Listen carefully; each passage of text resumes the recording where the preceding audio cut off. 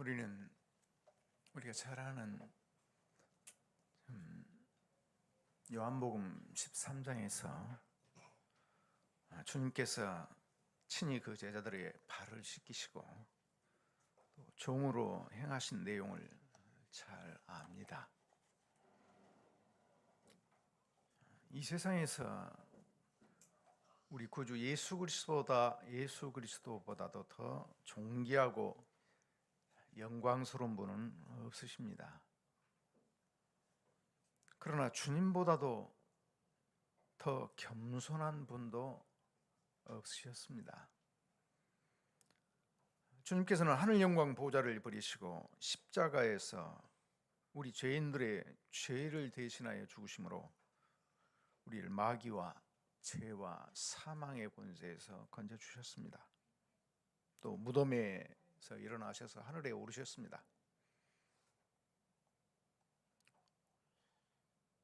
그럼에도 우리를 절대로 버리지도 않고 떠나지도 않으신 것은 바로 주님의 피와 생명을 치르신 대가로 우리를 구속하셨기 때문입니다. 그래서 우리 주님은 영원 전부터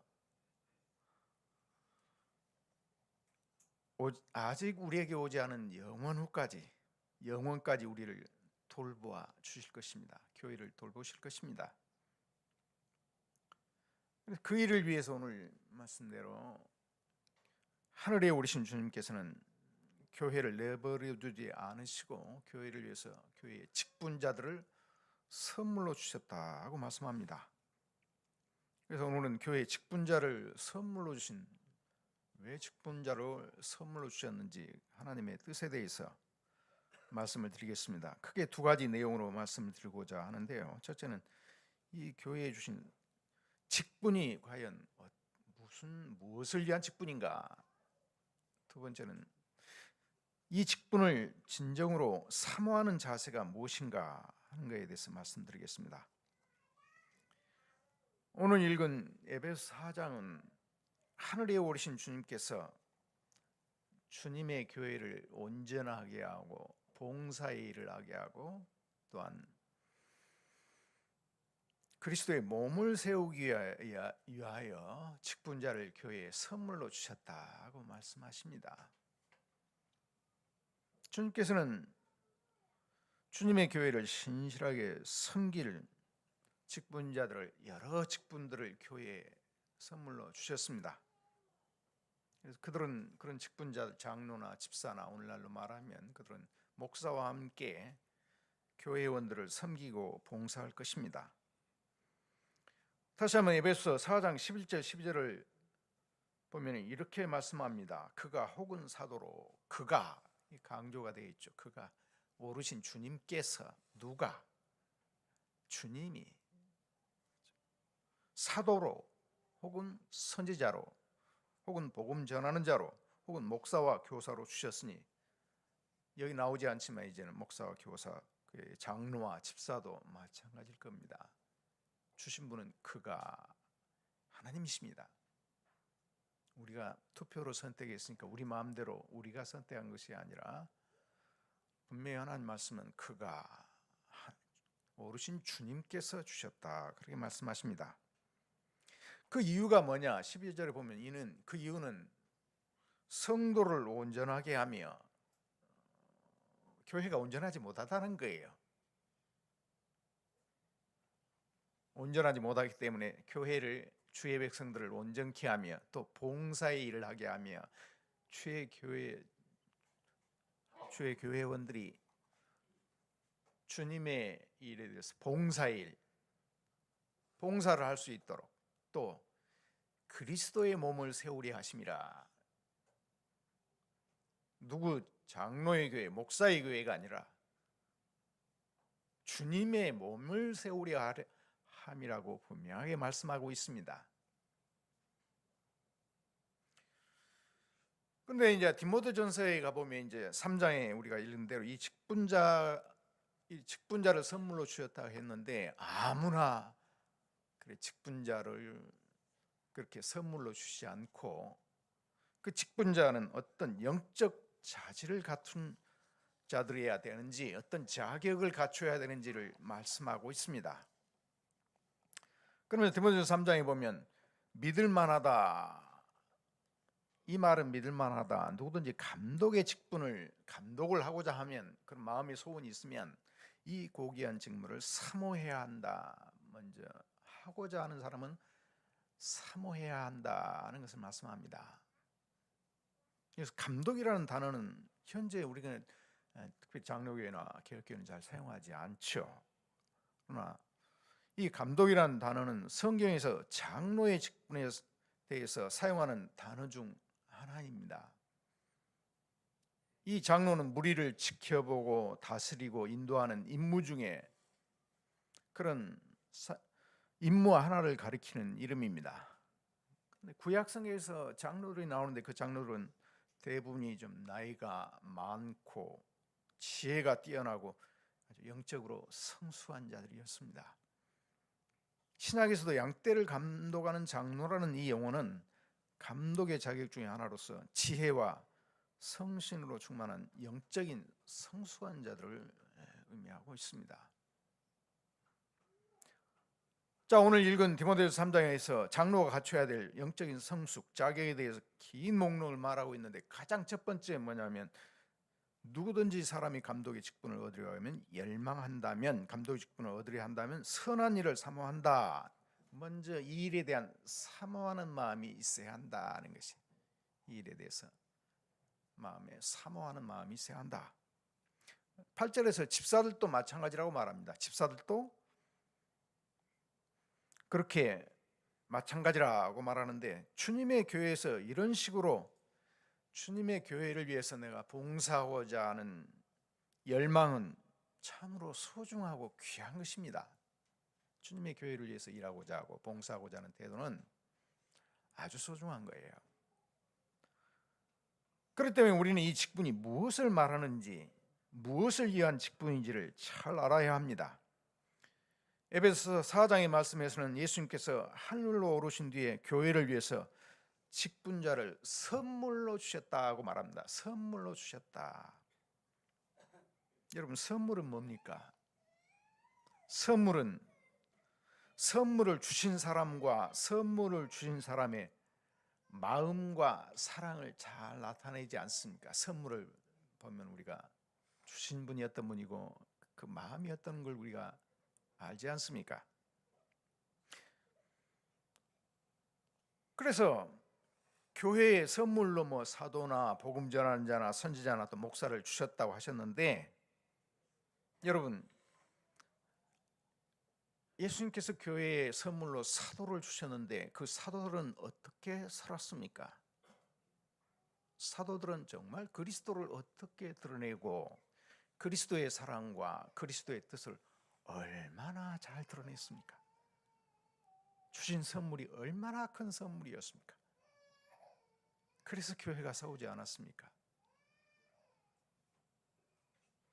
그것처럼 교회에서 목사나 장로나 집사가 된다는 건 역시 그 선물들을 그들을 통해서 그 선물을 주신 그리스도와 그분의 마음과 그분의 뜻을 잘 드러내도록 하신 것입니다. 잘 나타나야 합니다, 선물은. 그런데 주님께서 우리가 요한복음 13장에서 제자들의 발을 씻기신 뒤에 제자들에게 주님이 발을 씻기신 이유를 이렇게 말씀하십니다. 요한복음 13장 13절부터 15절을 보면 너희가 나를 주라 선생이라 하니 너희 말이 옳다. 나의 주요 구주여 선생입니다. 내가 그러하다. 내가 주와 선생이 되어 너희 발을 씻겼으니 너희도 서로 발을 씻기는 것이 옳으니라. 내가 너희들의 주와 선생이 되어서 발을 씻겼는데 너희도 서로 발을 씻겨라. 내가 너희에게 행한 것 같이 너희도 행하게 하려 하여 본을 보였노라고 말씀하십니다. 주님은 우리가 그렇게 행하기를 원하셔서 우리 발을, 제자들의 발을 씻겼다 그 말이에요. 냄새나는 제자들이 발에 있었으면 아무도 씻는 제자들이 없었습니다. 왜? 서로 높아져 있었기 때문에. 그런데 주님이 주와 선생이 되시 있었거든요. 그러니까 내가 했으니 너희가 주와 선생이라는 말이 옳다. 너희는 왜 발을 못 씻느냐, 서로 못 씻기느냐. 나보다 너희들이 주가 되어 있다는 것이죠. 우리는 주님이라고 부르지만 정말 주님이라고 부르면 주님이 하신 일을 당연히 해야 할 텐데 주님보다 우리가 더 높아져 있은가 못하는 거예요. 오늘 장로의 임직에 임하는 두 분도 회중의 발 아래서 겸손하게 교우들의 발을 씻게 할 것입니다. 이용민 목사님, 물 좀 준비했습니까? 발 씻게 해야 되는데 하라고 그랬으니까. 그런 세족식을 하자는 의미는 아닙니다. 주님께서는 주님의 제자들의 발 아래서 그 냄새나는 발을 씻기신 것처럼 그렇게 교우들을 장로들은 섬겨야 한다는 것이 직분자들. 우리 교우들의 냄새나고 연약한 것들, 불평하고 원망하는 것들, 그런 교우들을 정죄하고 비판하는 것이 아니라 그들의 발 아래서 그것을 씻어주고 대신 담당해 줘야 한다는 것이. 대신 담당해 줘야 돼. 섬김의 자세를 가지라는 것이. 주님께서 십자가를 지시며 제자들을 위해서 자신의 피와 살을 주시는 성만찬의 자리에서까지도 제자들은 서로 누가 크냐 하고 다투고 있었습니다. 싸우고 있었습니다. 여러분, 성만찬을 주신 주님이 어떤 제자들에게 성만찬을 주셨습니까? 그런 제자들입니다. 서로 크냐 다투고 서로 높아지려고 하고 그 나중에 주님을 배반하고 부인하고 저주하는 그런 제자들을 위해서 주님은 자신의 살을 주시고 자신의 피를 주셨거든요. 우리가 섬기는 대상은 그런 대상입니다. 장로가 섬길 대상, 목사가 섬길 대상은 그런 자들이에요. 그래서 내가 온 곳은 섬김을 받으러 온 것이 아니라 섬기려 하고 내 목숨을 많은 사람의 대속물로 주려고 왔다고 주님은 말씀하셨습니다. 이것이 바로 직분자들이 따라야 할 궁극적인 주님의 모습입니다. 따라야 할 모습이며 이런 모습이 바로 목사와 장로와 집사가 드러내야 할 주님의 진정한 선물로 주신 의미가 거기에 있습니다. 주님께서는 직분자들이 주님의 선물로서 이런 주님의 섬김을 드러내기를 원하십니다. 그래서 이 말은 믿을만하다, 감독의 직분을 열망한다면 그 일을 사모한다 할 때 그렇게 주님의 백성들을 주님처럼 주님이 종으로 섬긴 것처럼 그처럼 섬기기를 사모해야 한다는 것입니다. 그러면 여러분, 이 일을 사모하는 이 일들은 직분자들만 그렇게 하도록 주어진 것입니까? 직분자 장로니까 목사니까 당신들 그렇게 하시라고 하나님이 말한 거 아니냐고 그렇게 말해야 할 것입니까? 아닙니다. 장로와 목사와 집사들은 자신들만이 아니라 주의 백성들도 그들과 마찬가지로 그렇게 종된 삶으로 준비시키려고 주신 직분입니다. 그래서 그들을 통해서 교회원들의 연약한 이웃을 위해서 교회원들이 주의 백성 교우들이 봉사와 희생의 삶을 살도록 준비시키기를 원합니다. 이 직분을 맡은 사람들이 해야 할 일은 하나님의 백성을 봉사하는 사람으로 단련하거나 준비시키는 일입니다. 여기서 사역 또는 봉사의 일을 하기 위해서 준비하는 일인데 이 봉사의 일이라는 원어에서는 성도들이 집사라는 단어를 사용하고 있습니다. 집사를 만들기 위해서 그런다. 이 집사라는 단어는 종을 의미합니다. 이 종은 직분자들의 목표는 뭐냐면 자신들만이 아니라 우리 모든 형제 자매들이 종이 되도록 훈련하는 것입니다. 종이 되도록, 서로의 종이 되도록 훈련하는 것이 목사요, 장로요, 집사입니다. 서로가 형제자매의 종이 되도록. 이것은 마치 이 종이라는 말이 요즘으로 좀 쉽게 말하면 웨이터와 같습니다. 주인이 시키는 대로 가라면 주고 원하는 대로. 이거 마치 성경에서 그 모습은 주님의 손에서 오병이의 이적 때에 주님의 손에서 떡과 생선을 나눌 때 그 제자들의 모습을 우리가 연상할 수 있습니다. 목사와 장로와 집사는 크게 주님의 손에 받아서 교우들에게 나눠주는 일들. 그런데 여러분, 우리가 주님처럼 종으로 섬기는 일이 얼마나 고귀하고 영광스러운 일입니까? 그렇지만 하나님처럼 높아지기를 원하는 우리 본성상, 다른 사람보다 내가 더 낫다고 여기는 우리의 본성상 절대 그렇게 하기가 쉽지 않는 일이고 불가능한 일입니다. 종으로 살아라? 어렵지 않습니까? 불가능하지 않습니까? 내가 가장 중요하다고 생각하는데, 그런데 주님은 그렇게 하도록 우리를 부르셨어요. 그것이 부르신 소명이에요. 너희 중에 누구든지 크고자 하는 자는 너희를 섬기는 자가 되고 누구든지 으뜸이 되고자 하는 자는 모든 사람이 종이 되어야 하리라 하는 예수님의 말씀을 기억해야 합니다. 그리고 우리 주님은 대부분의 삶을 그렇게 겸손한 종으로 우리를 섬기기 위해서 보내셨습니다. 그리고 그런 종으로 섬기는 삶을 살도록 우리에게 목사와 장로와 집사를 선물로 주셨습니다. 직분자들은 우리 모두가 다 섬기는 종으로 살도록 준비하기 위해서, 우리 훈련하기 위해서 연단으로도 시키고 준비시켜야 할 분들입니다. 그렇기 때문에 이런 일을 감당해야 하는 직분자들은 먼저 영적인 성숙한 자질을 갖추고 있어야 합니다. 존경할 만해야 사람 말을 듣지요. 그래서 디모데후서 3장에서는 긴 목록을 말하고 있지 않습니까? 거기 한번 보면 어떻습니까?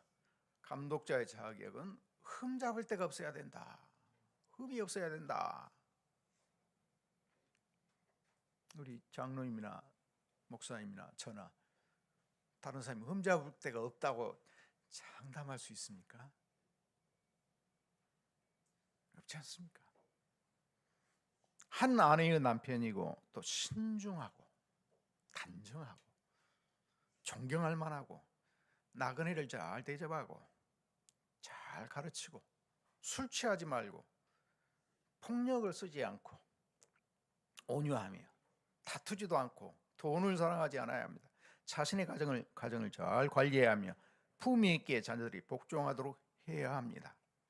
또 최근에 회심하지 않았어야 합니다. 그렇지 않으면 자만심에 의해서 우쭐대고 마귀의 올무와 정죄에 빠질 수 있습니다. 또한 외부인들에게 칭찬을 받아야 합니다. 이런 자질들 하나하나가 보면 얼마나 뛰어난 자질인지.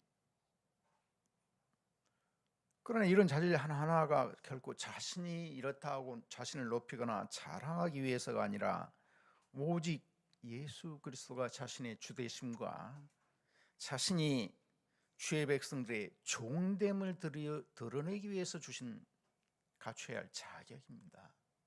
자기가 이렇다 하는 것을, 나는 이런 사람이야 하는 걸 이 목록을 보면서 생각하러 준 것이 아닙니다.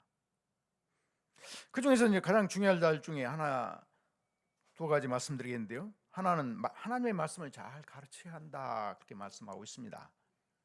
가르치기를 잘하며,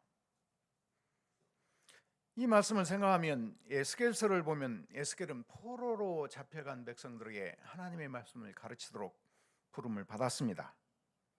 그런데 그가 말씀을 전하고 가르치기 전에 주님이 그에게 명한 것은 무엇이었습니까? 에스겔서 3장 3절 4절을 보면 내게 이르시되 인자야 내가 너에게 주는 이 두루마리로 내 배에 넣으며 내 창자에 채우라 하시기에 내가 먹으니 그것이 내 입에서 달기가 꿀 같더라. 이 두루마리를 창자 속에 넣으라는 거예요. 내 배에 채우라 하는 것이죠. 그리고 가서 내 말로 그들에게 와라. 딴 말 하지 말아라. 내 말을 구하라. 이렇게 말씀합니다. 또 3장 11절에도 인자야 내가 너에게 말하는 모든 나의 말씀을 마음속으로 받아들이고 귀로 듣고서 말씀을 귀만 높아지지 말라는 것이 자칫 개혁교에서 말씀에 귀한 말씀을 듣다 보면 귀만 높아지고 아주 다른 사람을 그 아는 걸 가지고 정죄하고 마치 자기는 다 행한 것처럼 그렇게 하는데 마음으로 깊이 그 말씀이 내 속에서 창자에 들어가고 뱃속에 들어가 소화되어서 내 속에서 그 말씀이 내가 잘 받아 먹고 그 말씀이 주시는 힘으로 내가 먼저 살아야 합니다. 살아야 합니다. 우리가 먹으면 우리 속에 들어가 힘이 되어갖고 우리에게 말도 하고 힘도 주고 그러지 않습니까? 생기를 주고. 그리고 나서 또 말씀을 전하러 가르치기 전에 7일간 침묵하라고 했습니다. 다른 의미도 여러 가지 있겠지만 말씀을 전하는 정도는 하나님 앞에서 말씀을 잘 듣고 먼저 잘 소화해야 하고, 또 침묵하라면 교우들에게 자기 말을 많이 하지 말고 하나님의 말씀을 전할 뿐만 아니라 교우들의 말을 잘 청중해야 합니다. 중요한 그게 장로의 중요한 직분 중에 하나는 잘 들어야 합니다. 그럼 목사의 말을 가장 잘 깨닫고 은혜의 방도로 자기 속에서 삶의 힘으로 생명으로 나타나야 합니다. 그런데 반대로 우리가 직분을 맡은 자들이 가장 경계할 자질 중에 하나가 뭐냐면 위험한 것, 교만이었습니다. 교만. 3장 16절에 최근 회심한 사람들의 맥락이 뭐냐면 교만이에요. 교만은 어리다는 것이죠. 이런 교만은 모두에게 덫을 놓는 마귀의 덫이에요. 마귀는 하와가 망하기를 바랐던 것처럼 직분자들도 그렇게 넘어지기를 원합니다. 직분자들이 넘어진 것이 우리가 성경에 보면 사울도 그렇죠. 히스기야도 그렇죠. 우시야도 그렇죠. 넘어질 때는 교만이에요. 여러분, 직분자를 선물로 주신 이유는 우리에게 그리스도가 누구신지를 보여주기 위한 것입니다. 우리 모든 사람이 이제는 그리스도의 겨울이 되고 그리스도의 사랑을 반영하고 주님의 종된 마음을 반영하도록 그들을 세워주신 것입니다. 그러나 마귀는 다릅니다. 하나님의 형상을 반영하는 그리스도를 본받는 자가 되는 것만으로는 우리가 충분하지 않습니다. 너는 바로 하나님처럼 되어야 한다. 하나님처럼 되어야 한다. 이사야 14장과 에스겔서 28장은 사단의 반역과 타락을 볼 수 있는데 자신의 왕자를 지극히 높은 분 위에 두기를 원했습니다. 그가 높아진 것을 아주 자랑스러워했습니다. 그 결과로 가장 비참한 대로 떨어졌습니다. 창세기 3장에서 그가 여인에게 마귀가 했던 정확한 말이 뭡니까? 마귀가 여인에게 했던 정확한 말은 네가 바로 하나님처럼 될 것이다 하는 것이. 하나님처럼 될 것이다. 하나님의 말씀보다도 그 마귀의 말을 들은 결과 그녀는 자신뿐만 아니라 그녀의 남편도 넘어졌습니다. 결코 그들은 하나님이 되지 못했습니다. 그러므로 직분자들은 하나님께서 회중의 선택을 통해서 주님의 피값으로 사신 백성을 섬기도록 이 죄인을 직분에 세우셨다는 사실을 알고 겸손해야 할 뿐만 아니라 갈수록 더 겸손하고 자기를 부인해야 할 것입니다. 또 여기서 이 감독의 자질들에 대해서 여러 가지 자질들을 이야기하는데 거의 모든 자격이 공적으로 교회에서만 하는 일을 말하지 않습니다. 대부분이 사적인 사생활을 가리킨다는 것을 우리가 주의해야 합니다. 장로의 자격이나 집사의 모든 자격이 교회 안에서 공적인 직무 교회만이 아니라 모든 것에서 드러나는 삶이어야 한다는 것이에요. 우리 삶은 모든 것에서 드러나야 합니다. 이방인에게 칭찬을 받아야 된다고 그랬죠. 내 성격과 내 말, 내 가치관은 교회에서나 내 가정이나 커피숍이나 직장 안에서도 동일해야 합니다. 교회 안에서 하는 행동이나 말이나 내 직장 안에서도 커피숍 안에서도 동일해야 해요. 가정에서는 또한 좋은 남편이요, 좋은 아버지가 되어야 합니다. 직장에서도 좋은 상사요, 좋은 아래 직원이 되어야 합니다. 직분자는 사회생활 모든 점에서 흠이 없어야 한다는 것입니다. 여러분, 장로 이제 임직을 앞두면 이런 자격들을 볼 때 여러분 자신을 볼 때 어떻습니까? 이런 누가 이런 것을 만들어 놔 가지고 나는 도무지 이 정도로 감당할 수 있는, 천사나 와서 하면 몰라도 천사. 그럼 우리 이 직분이 이렇게 완벽하게 이행할 수 없기 때문에 이 직분을 없애버려야 합니까? 결코 그렇지 않습니다. 비록 우리가 그리스도께서 섬기셨던 것처럼 주님은 사심이 하나도 없이 오직 하나님에 대한 사랑이나 이웃에 대한 사랑으로 그렇게 주님이 그렇게 하셨는데 우리는 그렇게 할 수가 없습니다. 그럴지라도 우리가 뽑은 직분자가 또한 불의한 지도자라는 의미는 아닙니다. 그리고 다른 사람이 그 일을 대신해야 한다는 의미도 아닙니다. 이것이 의미하는 바는 오직 우리 구주 예수 그리스도만이 이런 직분을 완전히 수행할 수 있다는 것입니다. 예수님만이 여기에 말한 직분을 완전히 수행할 수 있습니다. 그러나 주님은 항상 주 앞에 죄밖에 없는 자들, 연약하고 자꾸 넘어지는 자들을 직분자로 택하셨습니다. 하나님은 그런 자들을 우리의 대표자로 선택했고 그런 자를 우리 교회에 선물로 주셨습니다. 그러므로 우리가 제대로 교회를 섬길 수 있는 것은 오직 그리스도를 통해서만 할 수 있습니다.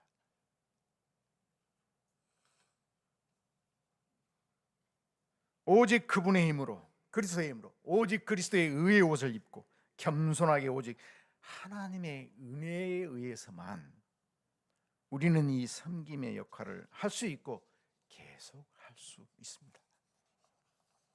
그러나 여러분, 오늘 장로 임직을 받은 두 분의 입에서 처음 깨닫는 말이 되어서는 안 됩니다. 처음 나온 말이 되어서는 안 됩니다. 여러분이 예수 그리스도를 믿고 수년간 혹은 수십 년 동안 그런 그리스도인의 삶을 살았기 때문에 우리 모두가 그래야 하는 것처럼 직분자들도 구주 예수 그리스도의 힘과 은혜로만 이 직분을 한다는 이런 사실이 이미 익숙해 있어야 합니다. 이 말씀은 또한 우리 모두에 대한 말씀입니다. 이것이 우리 각자의 마음의 위치가 여러분이 그리해야 합니다. 직분자들이니까 그래야 한다는 것이 아니라 우리 모두가 우리가 그런 고백이 우리의 고백이 되어야 합니다. 직분자이든 아니든 청년이든 나이 든 사람이든 남자든 여자든 오직 하나님의 은혜로만 우리가 그리스도의 삶을 살 수 있고 봉사의 일을 할 수 있기 때문입니다. 어머니로서의 역할, 아버지로서의 역할, 아들, 딸, 교사, 공무원으로서의 역할도 마찬가지입니다. 오직 우리의 힘으로가 아니라 예수 그리스도의 힘입니다. 우리가 뭔가 살았다면 그리스도의 은혜로 산 것입니다. 그리고 우리는 예수께서 자신이 부르신 사람들을 정확하게 알고 있다는 것에 위안을 받을 수 있습니다. 우리 자신보다 우리를 더 잘 아십니다. 모세보다 베드로보다 주님은 더 그들을 잘 아셨습니다. 주님의 부르시면 결국 후회가 없으십니다. 그분은 누구를 주님의 일꾼으로 부르셨는지, 누구를 부모나 형제나 어떤 직분자로 부르셨는지 너무 잘 알고 계십니다. 그래서 주님은 우리들의 약점에 대해서 놀라지 않습니다. 넘어지는 게 놀라지 않습니다. 대신 주님은 우리들의 모든 약점과 넘어지는 것을 친히 짊어지십니다. 짊어져 주십니다. 우리가 자비롭게 우리의 연약이라고 부르는 것을 그분은 죄라고 부릅니다. 우리의 죄를. 그리고 주님은 우리의 죄를 죽이시고 우리를 흠없는 존재로 만들기 위해서 죽으셨습니다. 담당하셨습니다. 그 정죄하고 비판하고 그러면 어디 한 사람도 이 자리에 남아있을 사람 누가 있겠습니까? 그리고 지금 주님께서는 우리가 하기를 원하고 기대하시는 것은 우리의 연약함 가운데 주님께 나아가는 것이고 주님의 전능하신 힘에 의지하고 사는 것입니다. 오직 주님의 지혜에 의지하고 오직 주님의 은혜에 의지하기만을 바랐습니다. 그러므로 주님의 지혜와 은혜만을 의지하는 것은 가장 우선되고 가장 중요한 직분자와 우리의 가장 중요한 일입니다. 가장 중요한 일은 바로 그분만을 의지하는 일입니다. 예수 그리스도를 보내신 자를 믿는 것이 하나님의 일이라 했는데 그게 하나님의 중요한 일이에요. 다음에 이 진정으로 직분을 사모하는 자세는 어떤 자세를 말합니까? 네덜란드 개혁교회 질서 3조에서 가르친 진리는 어느 누구도 합법적으로 부름받지 않고는 그 직분을 맡을 수 없다 했습니다.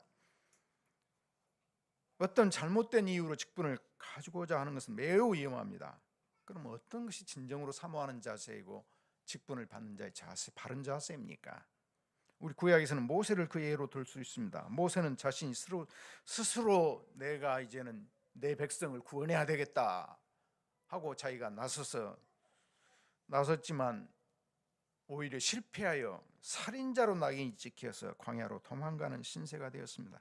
그가 목동으로 40년을 보낸 뒤에 하나님이 그를 부르실 때 그는 어떤 자세를 가졌습니까? 주여, 보낼 만한 자를 보내십시오. 나는 입술이 뻣뻣하고 둔해서 못 갑니다. 죽어도 못 갑니다. 하나님 화를 낼 정도였어요. 철저하게 자신이 자격 없고 무능하다는 걸 깨달은 거예요. 가장 직분자의 중요한 자세는 뭐냐? 자기 연약함과 부족함을 깨닫는 거예요. 그런 무능한다고 고백한 그를 통해서 하나님은 애굽에서 나오게 하시고 홍해를 가르고 광야에서 200만을 인도하면서 만나를 먹이고 반역만 하던 백성들을 마침내 가나안 땅에 이르게 하셨습니다. 모세가 홍해를 가르고 모세가 만나를 먹이고 그렇게 했습니까? 부르신 그분이 하시지 않았습니까? 사도 바울의 자세도 생각해 보고 싶습니다. 고린도전서 2장 3절에서 사도는 나는 너희 가운데 있을 때 연약함과 두려움과 심히 떨었다. 사도 바울이 우리 교회에 왔는데 여기 와서 심히 두렵고 떨었다. 야, 사도 바울이 그렇게 고백합니다. 왜 그렇습니까? 사도 바울은 사도들과 같이 만삭되지 못하여 낭자 같은 핍박자였고 포행자였습니다. 10달 주님과 같이 다니지도 않았어요. 그는 나중에 부름받았지 않습니까? 자신의 결점과 약점을 너무 잘 알고 있었습니다. 심지어 하늘의 3천까지도 가서 신비한 체험을 했습니다. 그런데 몸에 있는 자그마한 가시 하나 좀 없애려고 주님께 구하는데도 주님이 안 들어주십니다. 네 가시 하나도 너는 스스로 알지 어찌할 수 없는 존재다. 왜 그렇게 하셨습니까? 네가 약할 때 내가 강합니다. 우리가 약할 때 주님이 강해집니다. 우리가 강해지면 주님이 약해집니다.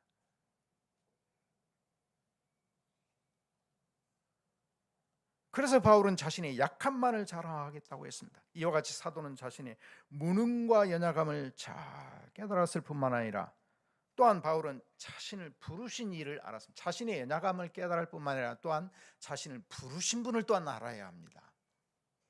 잘 알았고 자신을 부르신 성신의 능력 또한 너무 잘 알고 있었습니다. 그의 마음속에서 역사하시고 그의 말씀을 통해 능력을 주신 분은 바로 성신임을 알았습니다. 그래서 저는 두 분에게 묻고 싶습니다. 두 분은 두 분 자신 힘으로 이 직분을 행할 수 있다고 마음속으로 느끼십니까? 내가 그래도 다른 사람보다 뭔가 나은 것이 있어서 어떤 재능이 있고 능력이 있어서 하나님이 일을 맡겼다고 생각하십니까? 어떻습니까? 먼저 두 분은 항상 자신의 부족과 약점에 대한 두려움이 있어야 합니다. 나는 항상 하나님 앞에서 죄가 있으며 날마다 죄를 더해가는 자이며 오직 예수께서 나의 믿음이 떨어지지 않도록 기도하면 나는 넘어질 수밖에 없다는 자인 것을 항상 인식해야 합니다. 베드로가 주님을 죽어도 부인하지 않겠다 했을 때 네가 오늘 네가 나를 부인할 것이다. 네가 믿음이 떨어지지 않도록 내가 기도했다. 주님의 그 기도가 베드로를 다시 회복한 거예요. 베드로의 결심이 그렇게 된 거 아니에요.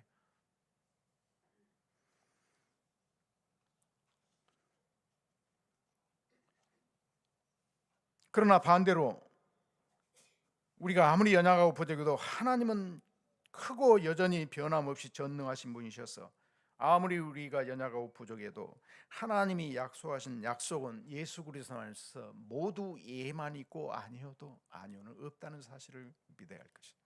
반드시 하나님은 우리가 아무리 연약하고 부족하고 교회가 아무리 연약하고 부족하고 다 넘어진 것 같아도, 다 없어진 것 같아도 무릎 꿇지 않는 7천이 있다 한 것처럼 주님께서는 주님의 교회를, 주님의 약속을 반드시 완성할 것, 우리 안에 선한 일을 시작하신 분이 반드시 재림의 날까지 완성하실 것. 계시록에 본 대로 완성된 교회가 내려오지 않습니까? 아무리 그 많은 환난이 있고 핍박이 있었지만 그것을 믿어야 할 것, 주님을 믿어야 할 것이. 그런데 우리에게 잘못되게 왜곡된 가르침이 하나 있습니다. 하나님의 백성들 가운데 이 교회에서 직분을 맡아서 하는 것보다 더 중요한 일은 없다는 것이. 장로나 집사나, 장로 맡는 건 중요한 일이다. 이건 아주 잘못된 것입니다. 목사나 장로가 집사가 되어서 그 직임을 통해서 하나님을 섬기고자 하는 것은 고귀한 일입니다. 그리고 그것은 주님에게 의해서 보상을 받을 것입니다. 그러나 가장 중요한 일, 하나님의 백성들 가운데 가장 중요한, 가장 값진 일이 뭡니까? 우리가 하나님의 자녀로 부르심을 받은 일입니다.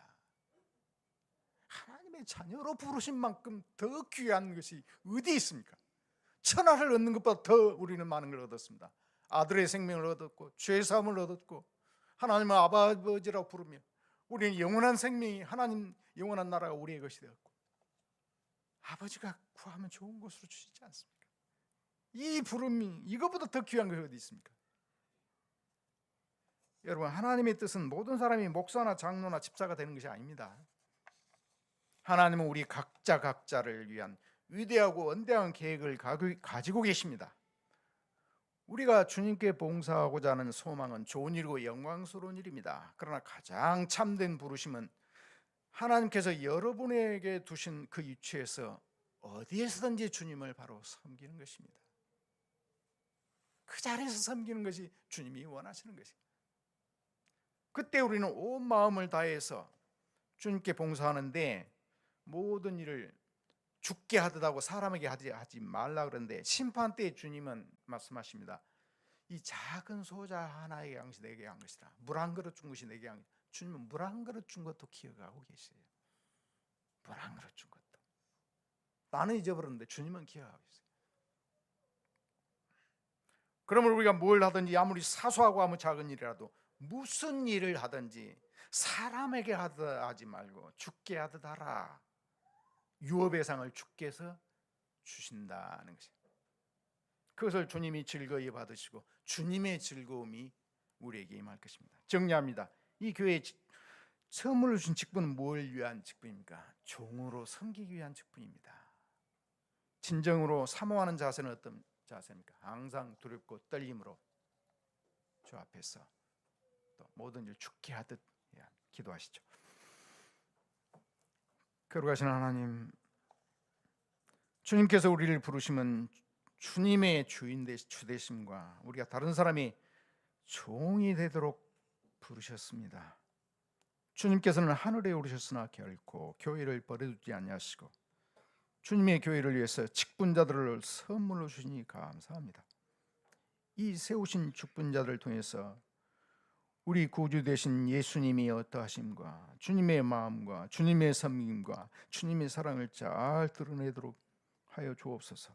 직분자들을 통해서 우리가 종들로 잘 훈련되고 준비되게 하여 주옵소서. 교회에서 하나님 아버지, 우리를 하나님의 자녀로 부른 것이 얼마나 큰 부르심인가를 깨닫고 그 은혜를 깨닫게 하여 주옵소서. 우리의 모든 일을 죽게 하듯 하고 사람에게 하듯 하지 말게 하여 주옵소서. 우리 주 예수님의 이름으로 기도하옵나이다. 아멘.